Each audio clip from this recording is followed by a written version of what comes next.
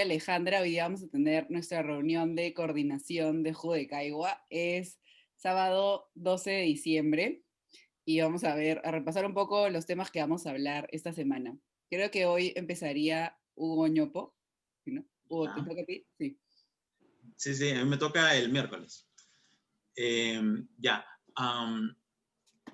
Es fin de año, y fin de año es época de notas, educación, hablar del colegio, de la universidad. Entonces quiero hablar eso, de la educación en el Perú, y de qué también se forman los peruanos, qué tan bien formados estamos. Y para esto quiero narrar un paper que escribí hace unos años, pero que es bien interesante.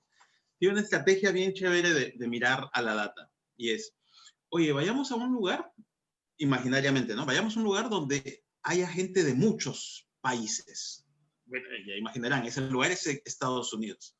Entonces, en Estados Unidos, tú pregúntate cuánto gana un oficinista que viene de Perú versus cuánto gana un oficinista que viene de Argentina versus cuánto gana ese oficinista que viene de Alemania o cuánto gana el oficinista que viene de Turquía. Y así uno puede comparar, usando el censo de Estados Unidos, uno puede comparar cómo ganan las personas extranjeras en Estados Unidos para diversas funciones.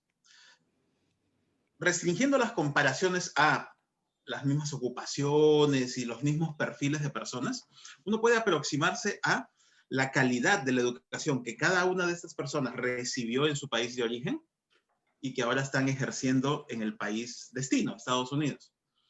Este es un estudio que ya publiqué, o sea, en términos de estar apropiadamente identificado, correctamente hecho, toda la econometría, la estadística ya pasó por revisión de pares, digamos, ¿no? Entonces lo que haría aquí sería narrar esa idea de, oye, que también te vaya a ti como migrante en los Estados Unidos, depende algo de ti, claro que sí, pero ya hablando estadísticamente, depende de la calidad de la educación que recibiste en tu país de origen.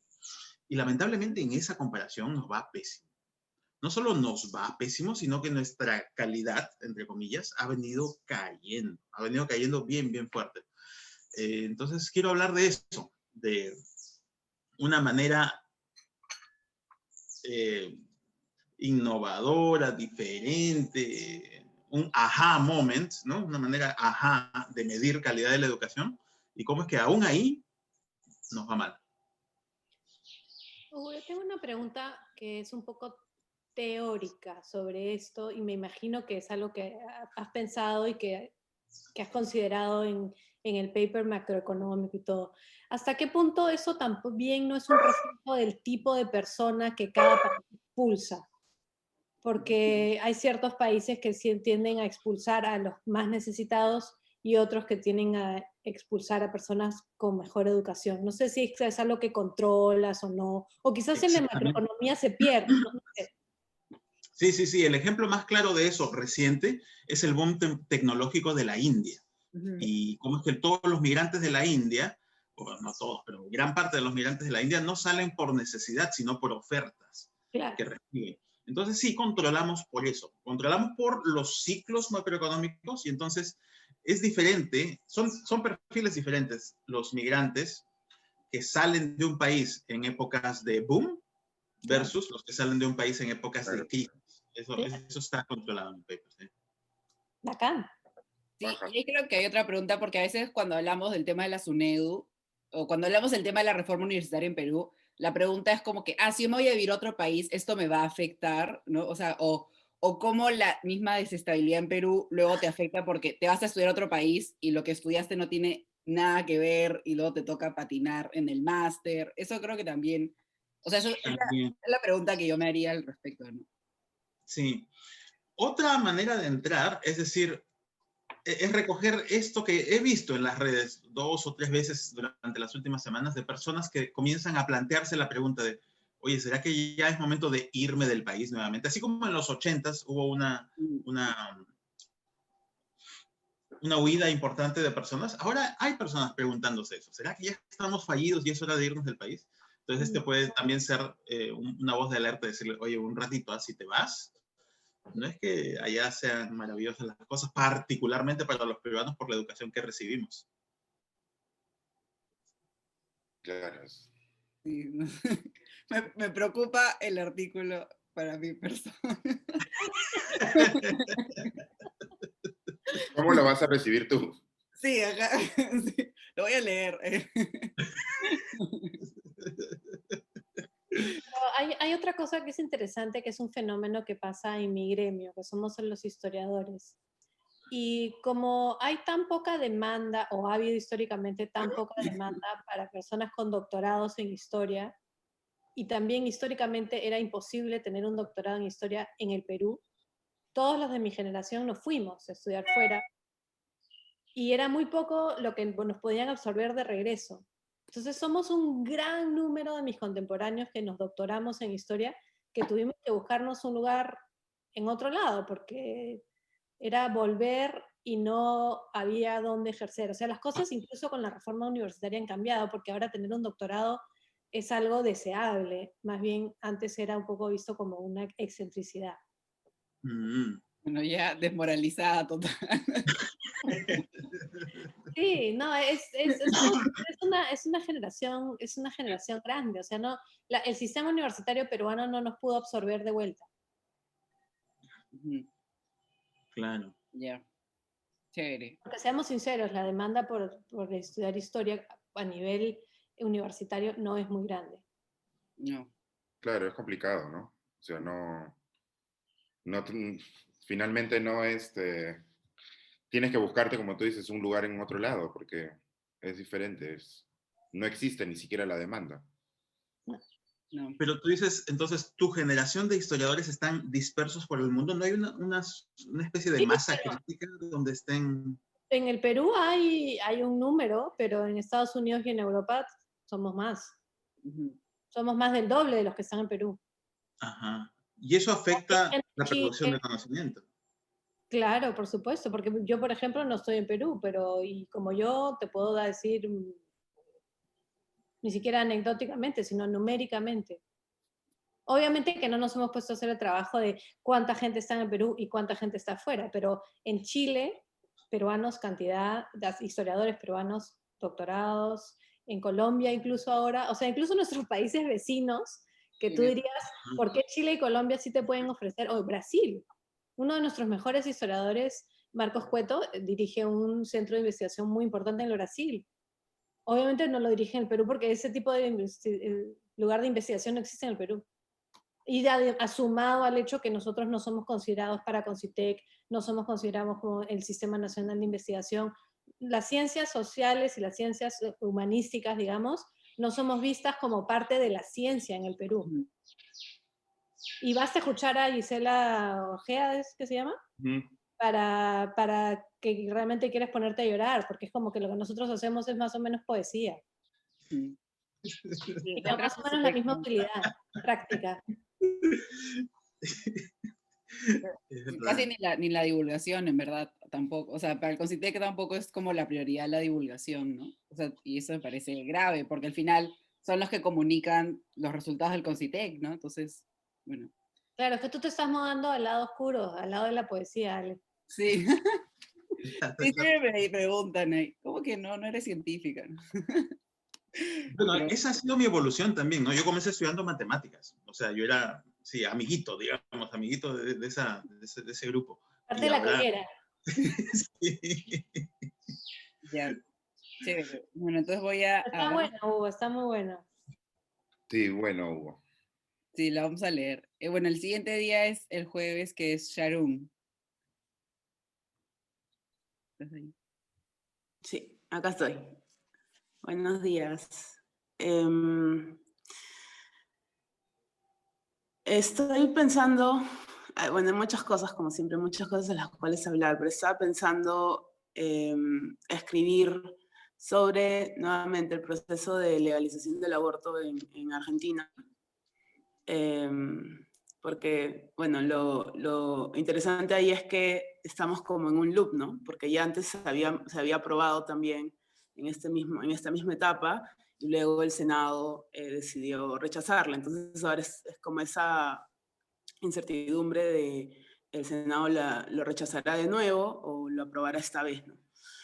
Y por el otro lado está el otro tema que estaba explorando, es el de la inclusión de representantes de pueblos afrodescendientes en la Asamblea Constituyente de Chile,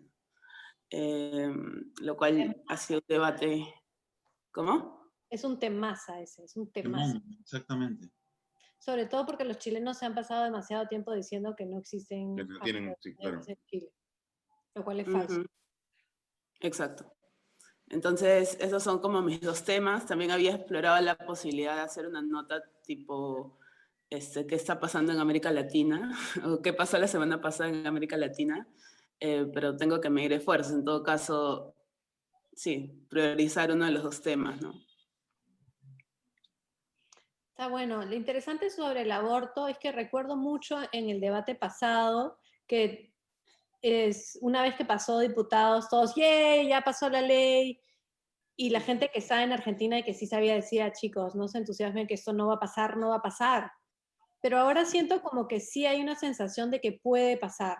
No sé cómo estén los números, no lo estoy siguiendo con mucho detalle.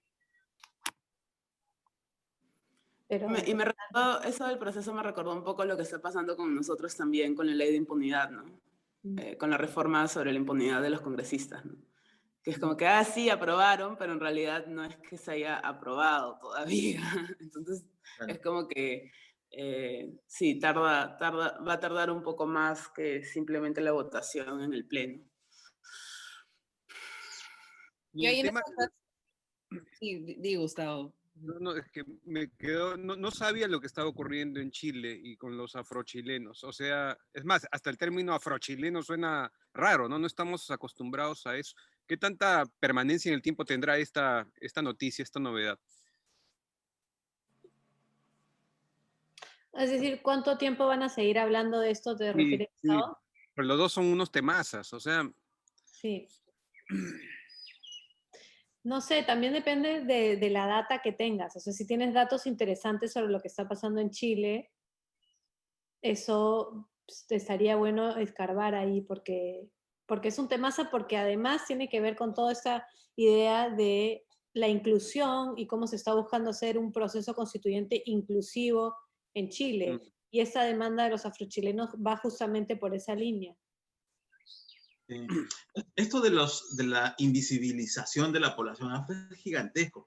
Yo recuerdo haber visto un video hace como 10 años más o menos, que comenzaba con una voz narrando, ¿ya? Sí, tenemos unas condiciones muy complicadas, muy difíciles, y la voz era claramente como un dejo argentino, era un argentino el que te hablaba, y te hablaba de cómo vivía en la Villa Miseria, y cuán difícil era el acceso a la educación, y no sé qué, te envolvía durante un minuto, y tú ya claramente te habías puesto el chip en la cabeza que, bueno, es un argentino, ¿no? Un argentino contándonos su miseria. Y después lo enfocaban y decía, sí, yo soy un afroargentino. ¡Pum! Era un momento de splash así, bien, bien importante, que habla de esas invisibilidades. Seguro con Chile pasa algo muy similar. Sí, y lo que es más tremendo es que en el caso particular de Argentina es que ha habido todo un proceso muy consciente de invisibilización y de creación de una narrativa de nosotros somos un país europeo. En Chile es un poco diferente, porque además en Chile fue uno de los primeros países en la región que abolieron la esclavitud, uno de los pocos que abolieron la esclavitud en primera ola. Pero invisibilizados realmente son afrobolivianos, afroparaguayos, porque usualmente si pensamos en poblaciones grandes, pensamos en Venezuela, en Colombia, obviamente en Brasil, pero casos como Uruguay y Argentina en los últimos años han empezado a cobrar cada vez más fuerza, pero yo pensaría que los afrochilenos o los afrobolivianos y los afroparaguayos son los que todavía tienen más camino en recorrer para que tengan una visibilidad. Y los afroperuanos también. Yo Pero siento que los afroperuanos están obviamente logrando cada vez mayor visibilidad. El otro problema también es qué tipo de visibilidad tienen las comunidades afro. Porque yo temo que en el caso peruano es algo que me dijo una vez un colega cubano, afrocubano, que me dijo, sí, muy bien, todo bien con los afrocubanos, mientras juguemos béisbol y toquemos música. Y yo siento que es un poco por ahí que va el tema con los afroperuanos, que no es que sean invisibles, sino que están encasillados de una manera muy violenta en ciertos sectores culturales. Sí. en el aspecto político, yo sí creo que compartimos esa invisibilización, ¿no? Como Sí. sujetos de derecho. Pero en el caso chileno, además, está el hecho de que tienen una gran cantidad de migrantes haitianos y Sí. brasileños. Sí. Entonces, eso juega mucho claro, entendemos estas situaciones interseccionalmente, ¿no? Entonces, además de, no solamente es una cuestión étnico-racial, sino que también tiene que ver con la migración y con el hecho de que por un lado, se ha racializado este proceso migratorio de los haitianos, y al mismo tiempo están aquellos descendientes de la población africana esclavizada, ¿no? Entonces, es como hay más matices Claro, en ese tiene sentido.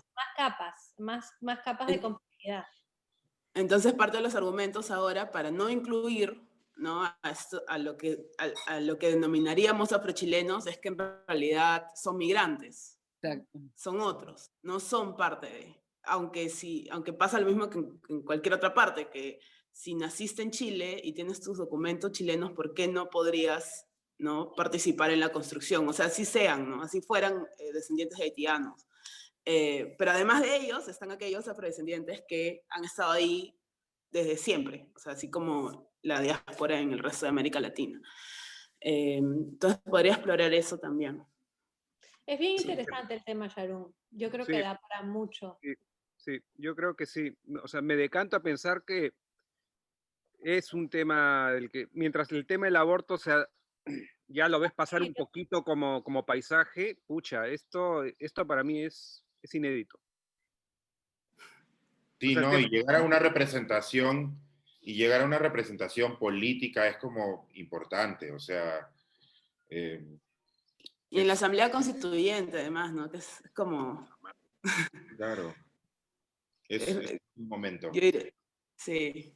El simbolismo es poderoso. Me Sí. parece que los únicos en la región que lo han hecho en el pasado son los colombianos con la reforma constitucional que fue del 91, creo. O 90, Sí. creo que fue el 91.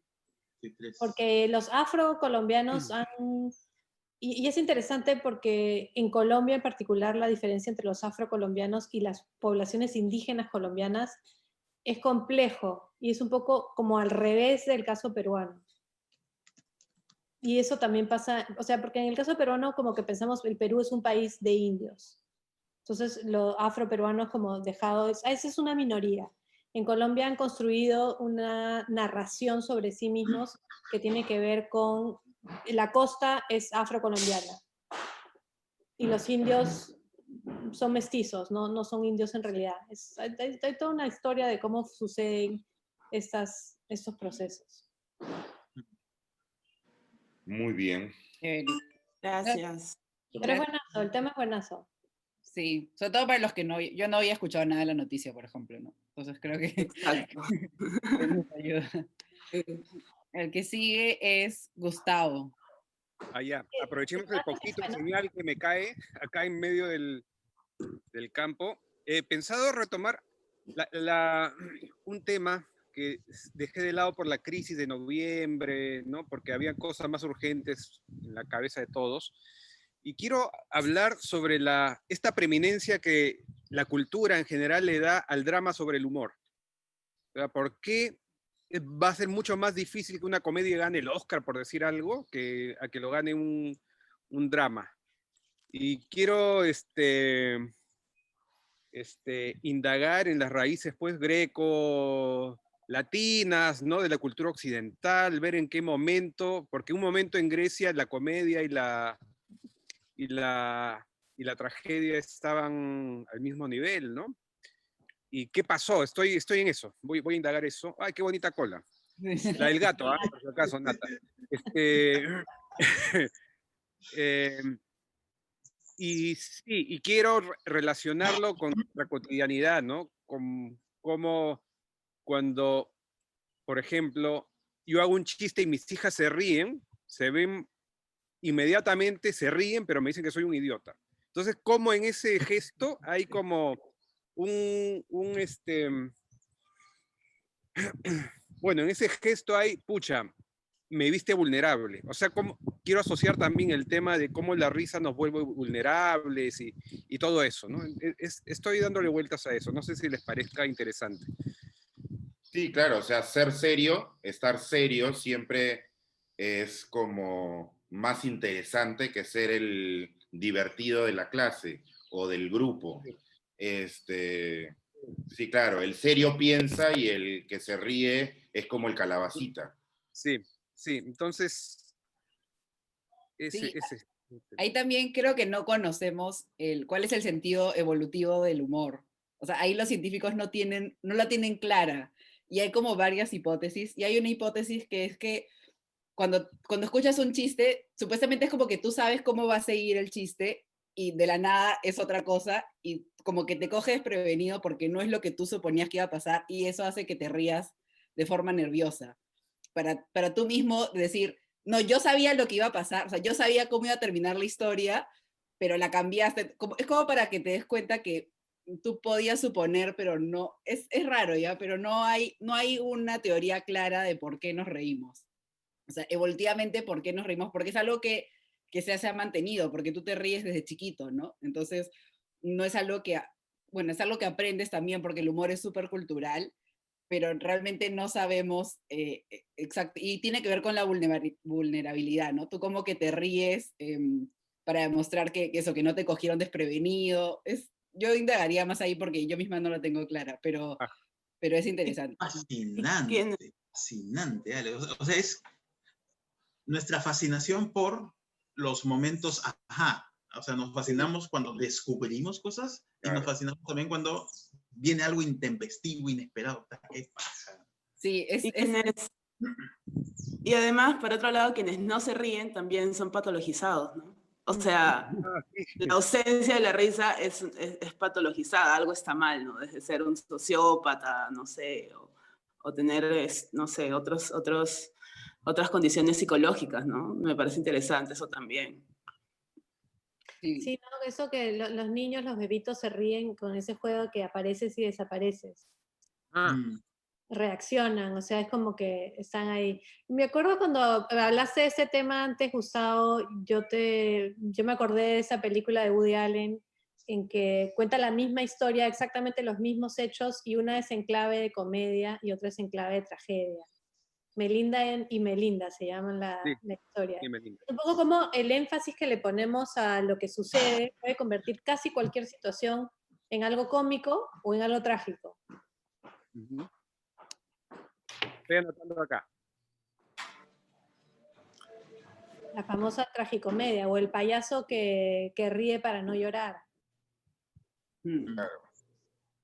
Sí, o muchas cosas de comedia también, o sea, como cuando dices los payasos, siempre había cosas de, no violencia, pero el típico payaso que se golpea, ¿no? O sea, cosas que realmente tú no Sí, deberías sí, reírte. es lo que llaman la comedia física, ¿no? Que nos da risa cuando alguien se cae. O sea, no sé si alguna vez han visto esas cosas que ponen en el avión también, en los Ah, aviones lo de los gags. internacionales, de Sí. los gags, y nos dan risa. Y a veces son las cosas más tontas del mundo O miserables. también. Sí, Mm. Claro, pienso en el Joker, ¿no? O sea, es como el paradigma de eso. Mm. Sí, bueno, buen tema, sí, buen tema. sí. Interesante. Entonces, no escribo de eso, dicen. Ok. No, A menos de que Quería ver si se reían, ¿ves? explote otra bomba de actualidad, Se que fue. nunca se puede descartar en esta sí, circunstancia. claro, con estas semanas que hemos tenido, cualquier cosa puede pasar. Sí. Gracias. Muchas gracias. Sí. Gracias, Gustavo. El siguiente día sería Natalia, ¿no? Domingo, sí, yo como les contaba, acabo de entregar mi columna de esta semana, que ahí se la mandé a Gustavo y a Dante a ver qué les parece. Es sobre los impuestos y el tributo indígena. Y es basado en un tuit que puso Carlos hace un par de días de esta señora Benavides que salió en Willax diciendo cómo no entiende por qué la gente tiene que pagar 30% de impuestos si nadie ve los servicios. Ujú. Entonces es una reflexión histórica sobre los impuestos y cómo desde el periodo colonial y la temprana república, llegó un momento en que los únicos que pagaban impuestos en el Perú eran los indios, los indígenas, pero eso les daba protección a sus tierras. Y cuando dejaron de pagar impuestos, fue cuando empezaron a perder sus tierras. Y entonces ahí también va la relación de que el impuesto también, o sea, el impuesto es un compromiso. Cuando tú le pagas al Estado, el compromiso es que ese dinero te va a revertir en algo, que es lo que esta señora pedía, ¿dónde están mis servicios? Pero si tú no quieres aportar a esos servicios, entonces ¿quién los va a proveer? Entonces un poco una reflexión sobre eso. Pucha, es bien difícil escribir eso en 800 palabras. Me he pataleado y he cortado y he simplificado, así que ya Gustavo y Dante me dirán cómo queda. Y no sé, o sea, yo un poco lo que hago, como les comentaba, es ver qué pasa en la semana, qué historia, qué cosa histórica me viene a la cabeza. Pero el tema tributario es complejo y es también la base de nuestra desigualdad. Esta idea de que por qué pagamos impuestos también está muy arraigada a esta noción de que durante la colonia y la temprana república éramos ricos porque teníamos recursos naturales y eso todavía se mantiene. Pero bueno, no sé, eso es esta semana, no sé todavía qué voy a hablar para la próxima semana y como tengo un back catalog así largo, tengo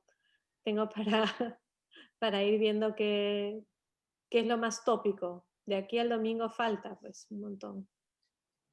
A mí me llama la atención cómo ahora en Willax, en este canal de televisión, están ahora dándole micrófono a millennials, ¿no? Del millennials, digamos, ligados a clases acomodadas en Perú, y la visión esta del otro día, una chica que decía, bueno, pero ¿por qué le vamos a pagar impuestos para salud con el tema del agro, ¿no? Con el paro agrario? Prefiero Esa darle la plata. es la que yo me refería. Ah, esa. Es Pues exactamente a esa a la que yo me refería. no, porque de esa manera no armas un país, pues. O sea, si no piensas en colectivo, a gran escala, o sea, no armas, nunca vas a armar un país. No, además si tú no vinculas la ciudadanía con el pago de impuestos y que en el fondo estos impuestos son de todos, y porque la demanda de esta señora era, ¿por qué voy a pagar si yo igual no voy a usar ese servicio de salud y no voy a usar ese servicio educativo? Porque Eso, encima son una porquería. eso. Ajá. Entonces, claro, si todos pagan y todos pagan un montón, entonces dejará de ser una porquería y dejarás de usar tu servicio privado para usar un servicio público. Mm. Es, es esa vieja idea de solo en los países desarrollados la gente pudiente usa el sistema público de transporte. Ujú. Yo, por ejemplo, no tengo auto ni lo necesito, porque ¿para qué? Qué flojera. Es más, si quiero ir a algún lugar, me conviene mucho más tomar el tren o el metro o el bus. O algo creo que también, a mí me pasa lo contrario que esa señora. Yo veo la cantidad de informalidad en Perú y me asombra que tengamos cosas, porque realmente son 3 gatos los que pagan impuestos, ¿no? O sea, yo en verdad siento lo diferente, pero al mismo tiempo veo, por ejemplo, en Estados Unidos que ese debate es el típico de las elecciones, ¿no? Los taxes, y ahí le juega un montón la idea del sueño americano, porque realmente cuando hablan de subir los impuestos es para los millonarios, pero como todos creen que van a ser millonarios en algún día, como que se la pelean, dices, oye, no, ganas el sueldo mínimo, esa ley es para Jeff Bezos, ¿no? Toda la gente que es millonaria, pero el tema cultural los hace como pelearse por algo que ni siquiera que es más que les beneficiaría, ¿no? Entonces, en Perú, por ejemplo, ese no es el caso, ¿no? No, en Perú el caso es como que no pago porque nadie paga, pues, ¿no? O sea, Exacto. Y es un poco como lo que hablaba Hugo hace un par de semanas, que hablábamos de cómo el bienestar de la gente va, sí, efectivamente subiendo, y vas dejando de usar esos servicios públicos porque te empiezas a poder pagar otros servicios privados, y en esos momentos es donde dices, bueno, ¿para qué pago impuestos si yo ya no pago eso? ¿Ya? ¿Y dónde está? O sea, claro, tú no los usas, pero lo va a usar alguien más. Tiene que usarlos alguien más. O sea, para eso pagas impuestos. Sí, que eso es bien interesante aquí en el Reino Unido porque la salud pública es considerado el bien más grande que ha dado este país. El hecho de que cualquier persona en este país se presenta a cualquier hospital o cualquier médico y no tiene que dar un solo centavo para que lo atiendan. Tú nunca sabes cuánto te cuesta, tú no sabes, Pero claro, obviamente eso lleva también a un sistema con ciertas restricciones. O sea, si tú quieres irte a hacer una cirugía de estética, te van a decir, lo siento mucho, pero eso no.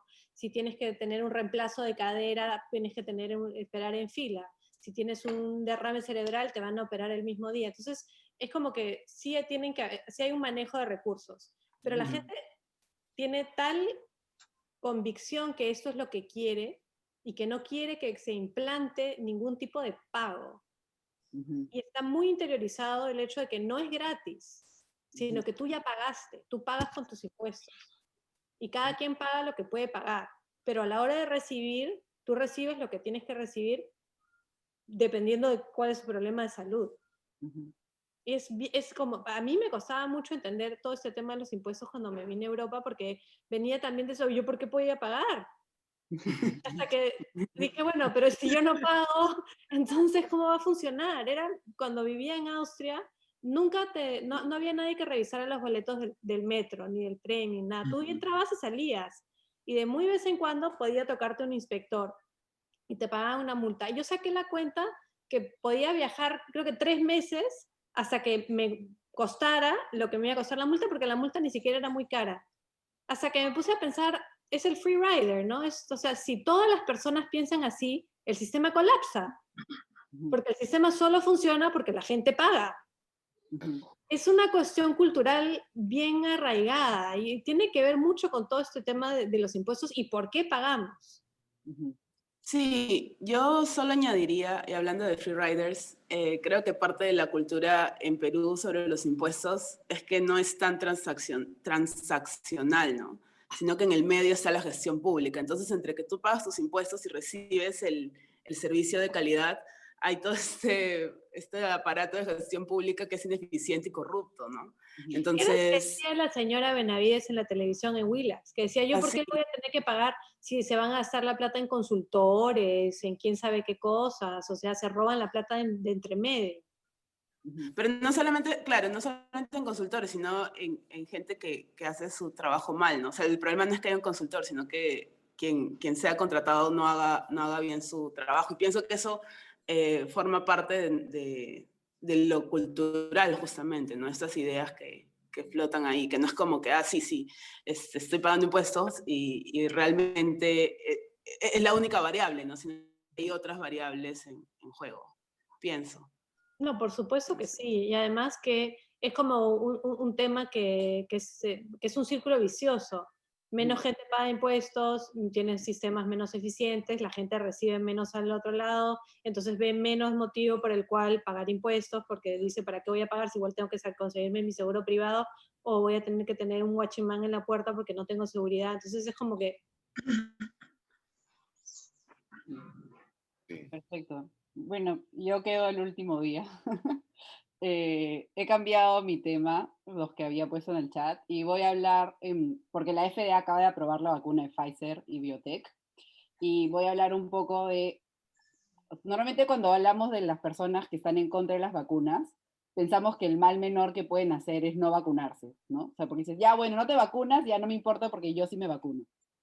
Pero lo que estamos viendo es que, o lo que yo veo es que, por ejemplo, hay algunos puntos de este proceso de aprobación de las vacunas que hay espacios de mejora, o sea, que yo misma puedo decir en mis redes, no me parece que el Reino Unido no haya publicado el reporte de la aprobación, por ejemplo, pero no lo puedo decir porque si lo digo, el movimiento antivacunas lo va a usar en contra.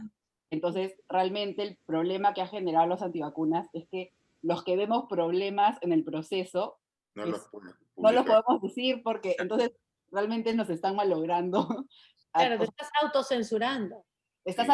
asesorando y sobre todo que lo que han hecho es que no hay espacio para una conversación en que otros científicos puedan decir abiertamente, por ejemplo, el Reino Unido se ha precipitado o faltó información o esto es totalmente político. Entonces hay algunos que están diciendo, pero o sea, el mensaje está milimetrado o lo Claro. están, porque esto se puede malinterpretar de forma muy rápida, ¿no? Entonces, por ejemplo, la FDA que aprobaba ayer ha publicado todo el reporte, que son como 500 páginas, creo, y eso es algo positivo, ¿no? Entonces, por ejemplo, el Reino Unido no lo hizo y hay gente que dice, lo debió hacer, ¿no? O, por ejemplo, hay otras personas que están, otros científicos que están diciendo, bueno, Pfizer es de las más caras y es súper complicada esa vacuna, tal vez deberíamos esperar a que hayan más vacunas para que la gente pueda decidir, pero no, o sea, lo que han hecho es que no hay una conversación abierta porque todo se malinterpreta como antivacunas y los propios científicos tampoco quieren decir algunas cosas. Sí lo están diciendo, pero siento que está muy controlado, ¿no? Y eso al final hace que no tengamos mejores vacunas para el resto, ¿no? Entonces, sí, ese tema. Es fascinante ese tema y lo vengo viendo en la economía también. ¿Cómo es que las posiciones ultra, todas las posiciones ultra de donde vengan o hacia donde apunten, al final de cuentas aplanan el debate, lo achatan? Porque me pasa en economía también, que a veces trato de poner algo que es, digamos, útil o es una herramienta para las posiciones de la derecha y se usa y ¡pua! Se arma todo un escándalo. Y a veces la misma cosa se puede poner con un enfoque más útil o beneficioso para los de la izquierda y también se arma una explosión. Muchos de mis colegas al final de cuentas optan por decir, oye, no pierdas el tiempo, no te metas a estos temas. Exactamente la misma situación, ¿no? No es un espacio en el que se pueda debatir. Pero es que, claro, es bien fácil ser consistente cuando uno está en cualquiera de los dos extremos. Es dogma, dogma, dogma y ser consistente. Pero ser consistente al medio es lo más complicado, pues, porque la evidencia nunca es consistente con las ideologías de los extremos. Hay que estar alerta mucho más tiempo, demanda mucho más información de la gente. Huguito, quizá algún día te animes a escribir un artículo donde pones eso, o sea, primer caso, statement y, o sea, Desarrollo. Cómo se usa de un lado, cómo se usa del otro. Sí, y así, 3, 4 casos para que, wow, sería muy, muy interesante de ver. Sí. Muy interesante de ver. El uso político de la data fría que tú puedes dar, lado A, lado B. Melinda y Melinda, como decía Natalia hace un ratito. Ahí está, Melinda y Melinda. Está lindo eso, está lindo. Porque al final siempre, o sea, no es como que tú escojas la data, o sea, pero tampoco puedes mostrar toda la data en un tweet, ¿no? Y, o sea, y luego, por ejemplo, para explicar lo que yo quiero explicar, tienes que saber del proceso de las vacunas. Entonces, por ejemplo, o tienes que saber de economía, ¿no? O sea, yo no me estoy quejando en que esas vacunas no sean seguras, yo me estoy quejando de que no han publicado el reporte, pero para la gente es lo mismo, ¿no? O sea, porque todo entra de esa nebulosa que son las vacunas. Entonces, ahí es donde yo digo, en verdad también hay cosas que me quiero quejar, ¿no? Porque luego, porque luego si hay problemas, también tú puedes decir, bueno, yo dije que había problemas, ¿no? O sea, entonces, no sé, es complicado, creo. Claro. No, y no solamente se trata de que quieras quejarte, sino que sería tu contribución, deberías quejarte, porque eso nos llevaría a un mejor, a una situación mejor, común mejor. Y mira cómo todo apaga el debate y el outcome, como estás diciendo. Sí. Bueno, A mí me gusta ese foco en cómo la polarización mata el debate y mata el progreso, ¿no? Porque se puede extender, como lo ha dicho Hugo, se puede extender a otras disciplinas, a otras formas de producción de conocimiento incluso, ¿no? Claro, esto de la autocensura para que no lo use en contra el otro lado, finalmente deja de aportar el beneficio común. No, y creo que en otros países ha habido más la plataforma. O sea, por ejemplo, en Estados Unidos, como tienes todo el tema de las demandas, hay un poco más, y tienes una comunidad científica mucho más grande, hay como la plataforma para que gente haya entrado y dicho, oye, esto no está bien, o esto hay que cuestionarnos, ¿no? Pero, por ejemplo, en Reino Unido ha sido tan rápido que, o sea, no ha habido espacio, ¿no? Para que tú digas, oye, tal vez la de Pfizer no es la mejor. también es por el sistema de salud justamente que es un poco, te diría, estalinista, o sea, es totalmente centralizado, totalmente, o sea, aquí yo no sé ni siquiera si en el momento van a vender las vacunas, o sea, acá todo está reglamentado, estructurado, así funciona, y es algo que también tiene, o sea, tiene sus ventajas porque tenemos un sistema de salud en que no tienes que preocuparte si puedes pagar o no puedes pagar, pero a la hora de hacer preguntas es como que, bueno, los expertos deciden y a ti no te importa lo que está pasando. A ti no te vamos a dar detalles. Nosotros sabemos y nosotros decidimos y tú ya verás qué haces. Entonces, Sí, o sea, viendo en Perú, eso yo no sé cómo va a ser el proceso, o sea, si va a ser un proceso transparente de decir, estos son los riesgos, o esto es lo que nos, ¿no? Esto es lo que nos preocupa, eso es lo que pienso que va a pasar en los próximos meses, ¿no? Que no vamos a saber de forma transparente, pero no, eso no. Muy Bueno, interesante. vamos llegando al final de nuestra reunión. ¿Sí, Gustavo? No, no, no. Ya, perfecto. Bueno, Ya, creo que no hay más dudas, sí, hemos visto todo. sí, porque Dante y Carlos no están, así que Tanto Carlos no están, así que veremos sus columnas y veremos qué pasa durante la semana también. Así que a los que nos están viendo, que sabemos que existen, les mandamos saludos y acuérdense de suscribirse a Jugo de Caigua. Y también si tienen más información, le pueden escribir a Timmy, que está en info@jugodecaigua.pe. Y también, ya como falta poco para Navidad, pueden aprovechar para regalarle la suscripción a alguien más para que también lea nuestras columnas y las comparta con otras personas. Así que les mando un abrazo a todos y gracias por acompañarnos. Chao.